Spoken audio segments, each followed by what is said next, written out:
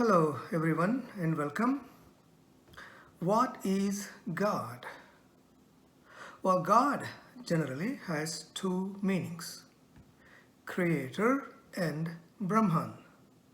Creator, a supreme being outside of creation, a personality who creates the world from nothing, of the dualistic and theistic philosophies. And Brahman, an impersonal, infinite intelligence, a quality or presence which manifests the world in itself and as itself, of the non-dualistic or Advaita Vedanta philosophy. Vedanta defines Brahman or the ultimate reality as that which is never subject to negation and or destruction at any time. The only thing that is never negated is pure existence or isness, which is also pure awareness or knowledge. Everything else gets reduced to something or the other.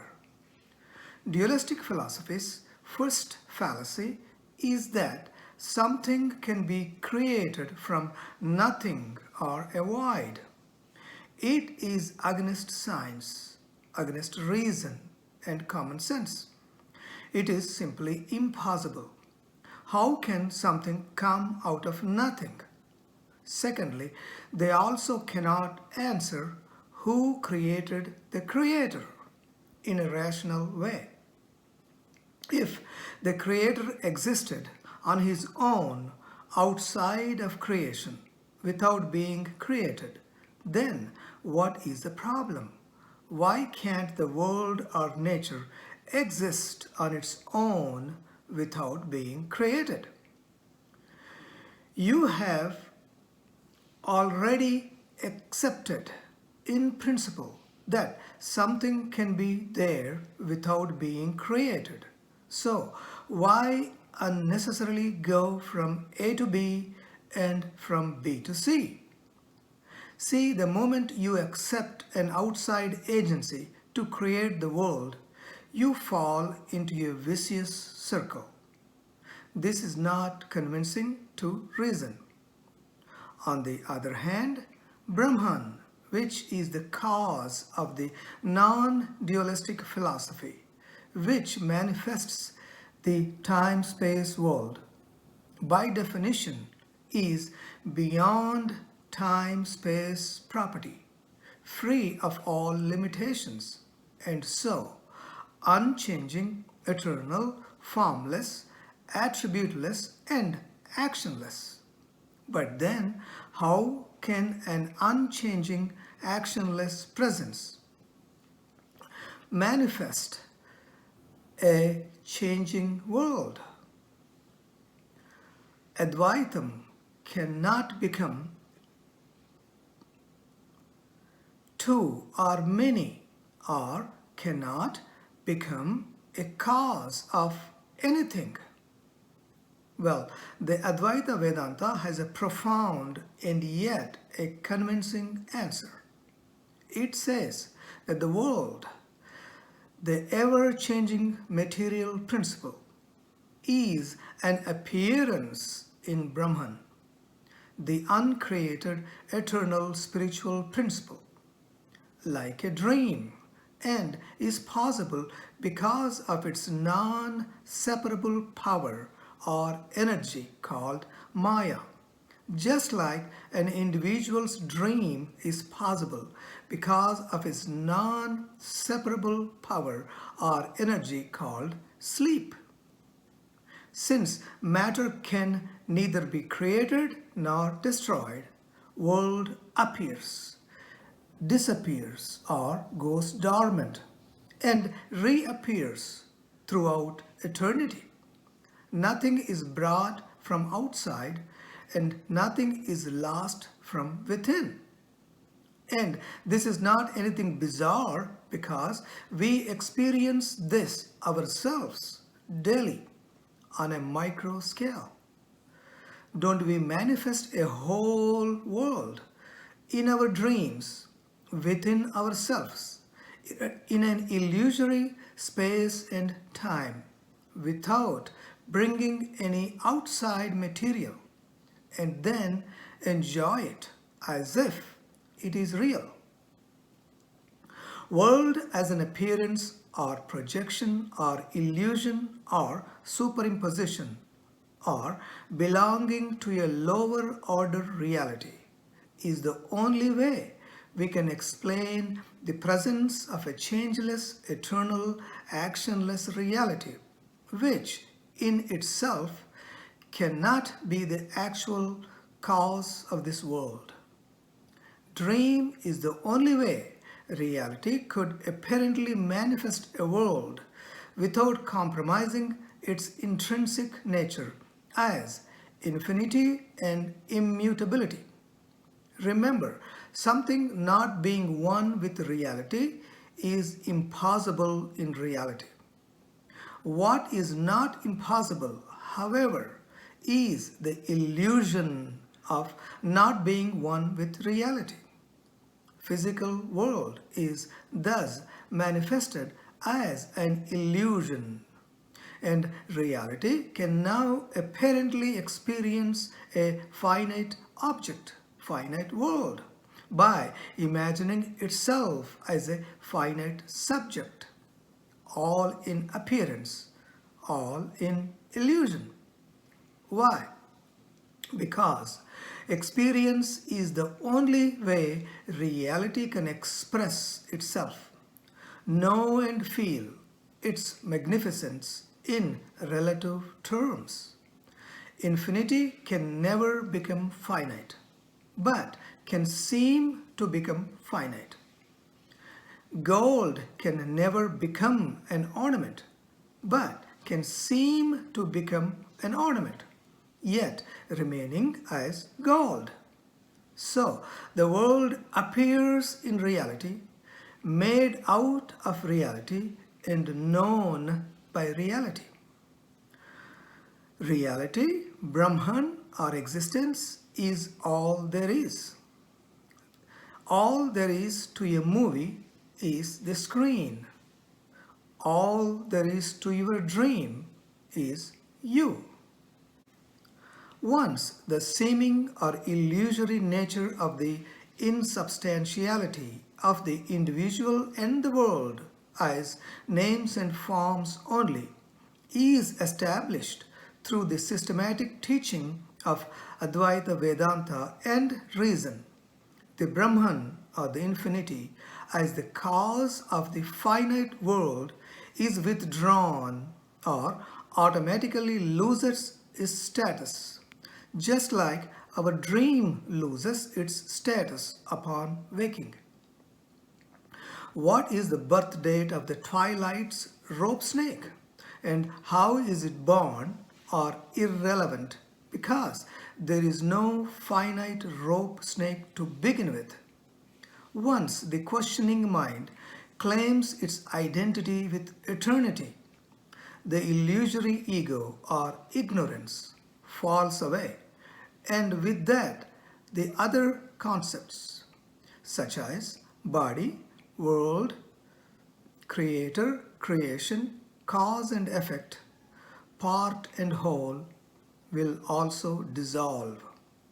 The Maya, which is a mystery, will be understood for what it is, a mystery, illusory and insubstantial. The world or matter is there only from a standpoint of an illusory ego. But in reality, world is just a word for transactional purposes. A word, W-O-R-D. So world is a word for transactional purposes. Ring, bangle, and necklaces are just names for the real substance, which is gold. Just like golden ring, golden bangle, and golden necklace reveal the essential gold, existent man, existent plant, existent sun, etc., etc., reveal the essential existence. The only real substance or essence or substratum left then would be the existence or the impersonal Brahman alone, one without a second. If there is no second thing, then Brahman cannot be even called absolute because there is no relative. Thus, Brahman, reality, the cause, in ultimate understanding, is neither finite nor infinite, is neither relative nor absolute, is neither in time nor eternal. Reality is the substratum of both the polarities that illumines them both. We say reality is infinite and eternal in relation to space and time because we take space and time for granted. That's the reason. Because the dualistic mind cannot get to the non-dualistic truth. Mind can only lose its misconceptions that it is not the reality. So, reality can recognize itself in the presence of the mind or the intellect or buddhi.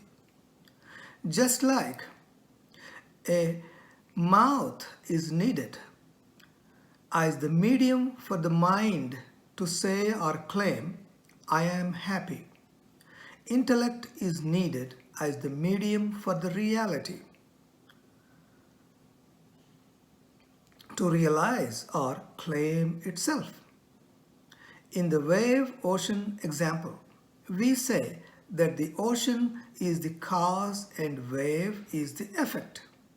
If we remove the names and forms, or concepts and shapes, or mind and matter from the ocean and the wave, we are left with water alone, and we see that water is neither the cause nor the effect, neither changing nor unchanging, neither a finite wave nor an infinite ocean. Liberation or moksha is nothing but the change in perspective, first from a wave to the ocean and then from the ocean to water, from relative to absolute and then from the absolute to non-duality.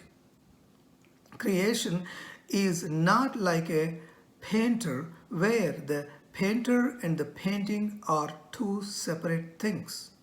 It is more like a dance. The dancer and the dance are one. Brahman, the ultimate reality, is non-duality, which is neither a duality nor a singularity. So, what is the best definition of this non-dual existence or reality? Well, reality must satisfy three conditions: non-contradictoriness, non-dependence, and completeness. That is the only God that would be agreeable to all.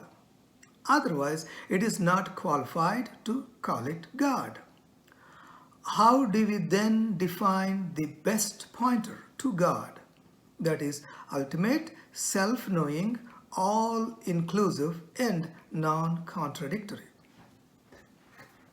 God, the reality, is infinite existence, awareness, completeness. God, the reality, is infinite existence, awareness, completeness. They are not different parts, but they are different names for the only one thing from different angles. Reality is available in the form of existence in all living beings and in all non-living objects and everywhere, and is also available in living or sentient beings ones with the subtle bodies, in the form of knowing awareness. And being aware of existence without objects or without the other, being one without a second, is itself infinity or completeness, or love or ananda or moksha or godhood. Since reality is beyond words and concepts, this definition can be the best pointer to the reality, the one that is aware of this teaching. We have defined God from the perspective of macrocosm, the whole. What is God from the perspective of microcosm, the individual, the experience? That which can never be known or experienced objectively, and that which can never be negated by anyone, anywhere, and at any time is God. And what is that from our experience? It is called I, like the letter I, like in I am. It is I. I is called Jivatma or simply Atma or Sakshi in Sanskrit, the invariable reality of an individual, which is a witness or aware of waking, dreaming, and deep sleep states. I is the only one that is not a concept or thought, because I am is the most essential, primary, constant, and impersonal experience of ours, that is continuous. Thought is discontinuous, remember. I is the knower of thoughts, knower of experience. I is the self-shining light by which everything else is lit up. The simplest and the most practical name for God, the reality, therefore, is I, Atma. When each one of us says I, we think there are so many I's, but they are all referring to the same one I, which is awareness, because only awareness can be aware. The knowledge I is always the awareness's knowledge of itself and shines equally and brightly in everyone, whether you are a sage or a criminal, whether you are a theist or an atheist. Who can deny I? Kashmiri Shaivism says, our self or God is the most obvious than the most evident of things, and yet most concealed than the most hidden of things. What is the proof that you have eyes? Because you can see. You are the seer. What is the proof that you are awareness? Because you are aware. You are the awarer. The seeker is the sought. The distance between you and pure awareness is zero. So simple. But Maya, the universal mind, with its greatest power of veiling, hides this truth of infinity or ananda or happiness or completeness in an open field to make the impossible possible. Life. What a miracle. Since God is all-pervading, we must be experiencing God or Brahman in the form of I all the time, but not knowing for what it is. We have partial knowledge and partial ignorance. I exist, I am aware, are the reflections of existence awareness aspects, but we lack the understanding of the infinity or completeness aspect of God. In complete darkness, there is no rope and there is no rope snake. In complete light, there is only rope and there is no rope snake. In twilight, however, where there is a partial darkness and partial light, there is only rope snake and we are scared of it. A common man is in this situation and is imagining a rope snake's bite and suffering. That's the reason we need light.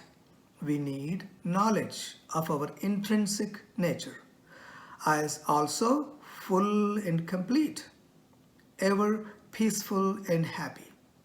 So, investigate, inquire, investigate the nature of this I. What will you gain from this inquiry? Self-knowledge. Self-knowledge is the knowledge that you are God or the reality and there is nothing other than God, the reality.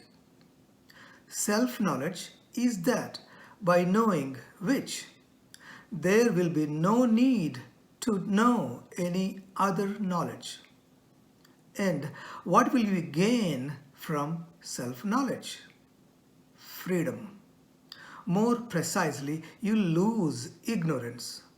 Losing ignorance is like gaining freedom indirectly. Freedom from the finite person that is involved in samsara that you mistakenly thought you were.